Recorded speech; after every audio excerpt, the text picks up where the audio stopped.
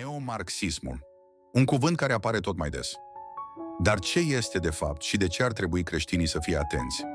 Hai să privim prin lentila cuvântului lui Dumnezeu. Neomarxismul vine din marxismul clasic, care promova lupta de clasă și răsturnarea ordinii sociale. Dar când această revoluție nu a venit, unii filozofi, precum cei din școala de la Frankfurt, au schimbat strategia.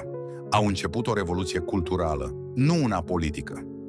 Neomarxismul nu mai vorbește doar de bogați și săraci, ci de oprimatori și oprimați în orice formă, gen, rasă, orientare sexuală.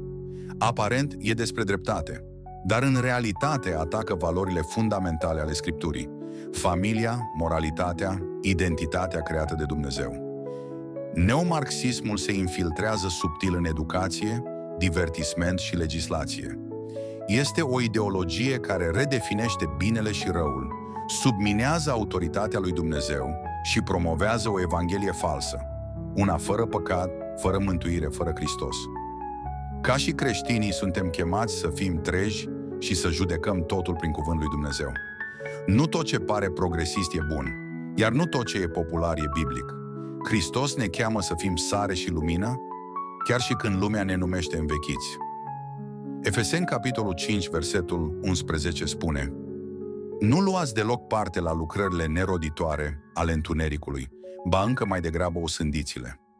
Neomarxismul nu e doar o idee politică, este o bătălie spirituală. Tu pe cine asculți? Cultura sau Hristos?